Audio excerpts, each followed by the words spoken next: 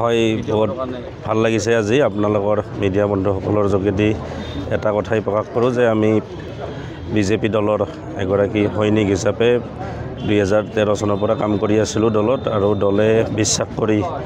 2018 চনতো মোক বৰতলা জয়সাগৰ পঞ্চায়তৰ আঞ্চলিক পদৰ প্ৰাৰ্থী হিচাপে দিছিলে। পিছত ইলিমিনেশ্যনৰ পিছত 52 নং বৰতলা কান্দি পঞ্চায়ত হ'ল। তাৰ পৰাও দলে যেতিয়া ৰাইজে বিপুল সংখ্যক ভোটত জিকাইছিল আৰু আমাৰ সন্মানীয় নেতা GMDৰ অধ্যক্ষক নাৰায়ণ ডেকা দেৱৰ ইচ্ছা আৰু আমাৰ আঞ্চলিক সদস্যসকলৰ সহযোগত এই দ্বিতীয়বাৰৰ বাবে এইবাৰো মোক দলে আমাৰ 7 নং বৰক্ষেত্ৰী আঞ্চলিক পঞ্চায়তৰ সভাপতি ৰূপে নিৰ্বাচিত কৰিছে, আৰু আমাৰ মিত্ৰজোঁটৰ অগপৰ এগৰাকী কাউন্সিলৰ তেখেতক কবিতা ডেকা বৰ্মন আমৰিখোৱা পঞ্চায়তৰ তেখেতক ভাইচ প্ৰেছিডেণ্ট হিচাপে আমাৰ গোটেই বডিখনে সিদ্ধান্ত লৈ কিনে আজি সভাপতি হিচাপে নিৰ্বাচিত কৰিছে। এবাৰ 12খন পঞ্চায়ত আছিলে, তাৰ ভিতৰত 3খন চৰ ZPC 3খন পঞ্চায়ত আছিলে। এইবাৰ আমাৰ ব্লকৰ আণ্ডাৰত 3টা জিলা পৰিষদত, চৰ জিলা পৰিষদৰ অধীনত 4খন পঞ্চায়ত আছে, আৰু আমি ভৈয়ামত আমাৰ এই 11খন পঞ্চায়ত আছে। গতিকে আমি সকলোকে লগত লৈ চলিব লাগিব, কাৰণ চৰক বাদ দিও এইপিনে যি 11খন পঞ্চায়ত আছে ইয়াত যাতায়াতৰ কিছু সুবিধা ভাল। গতিকে চৰৰ যিহেতু পঞ্চায়ত অফিচবিলাক প্ৰায় এইফালে আছে, গতিকে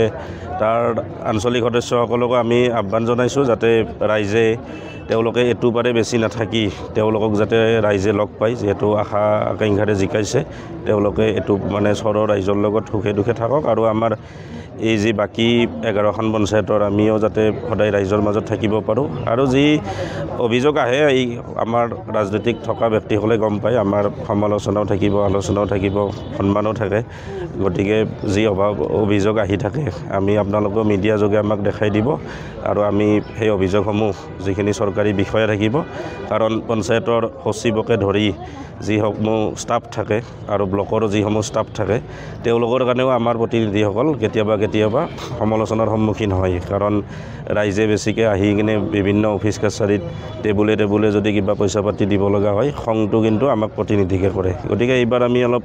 লক্ষ্য ৰাখিম, পঞ্চায়ত সচিবৰ পৰা আৰম্ভ কৰি GRS GPC আৰু খণ্ড উন্নয়ন বিষয়াৰ যিখিনি তলৰ কৰ্মচাৰী আছে তেখেতসকলৰ যাতে অভিযোগখিনিৰ কাৰণে আমি যাতে সমালোচনাৰ সন্মুখীন নহওঁ। যিটো ধৰক আমি যদি বেয়া কাম কৰোঁ সেইটো আমি গ্ৰহণ কৰিম যে আমাৰ বেয়া হৈছে, কিন্তু তেওঁলোকৰ বেয়াটো এইবাৰ আমি ছাপোৰ্ট নকৰোঁ, কাৰণ আগতে আমি চাইছোঁ, আগতে যোৱাবাৰ আমাৰ যিহেতু মই বেছি ষ্ট্ৰিক হ'ব সেইকাৰণে পৰা নাছিলোঁ, আমাৰ বডিখনত যোৱাবাৰ বিজেপিৰ 4গৰাকী সদস্য আছিলে, কংগ্ৰেছৰ পৰা 4গৰাকী আহি আমাৰ 8গৰাকীৰ দ্বাৰা সমৰ্থিত হৈছিলোঁ। গতিকে এতিয়া যিহেতু আমি 14গৰাকী বিজেপি, আমাৰ নেতা নাৰায়ণ ডেকা দেৱ আছে, আমাৰ ডিষ্ট্ৰিক্ট বিজেপি, মণ্ডল বিজেপি আছে, আমাৰ সকলোৰে সিদ্ধান্ত মৰ্মে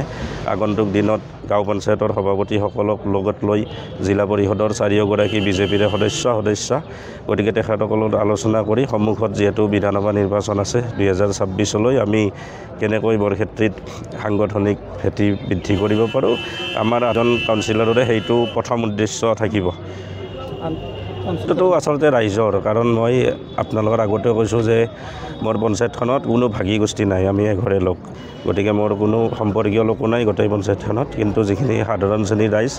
তেখেতসকলৰ লগত মই আছোঁ, মোকো ভাল পায় আৰু দলেও যথেষ্ট বিশ্বাস কৰে। এইবাবে মই দ্বিতীয়বাৰৰ বাবে জিকিছোঁ আৰু দ্বিতীয়বাৰৰ বাবে এই আঞ্চলিক পঞ্চায়তৰ সভাপতিৰ পদটো পাবলৈ সক্ষম হৈছোঁ।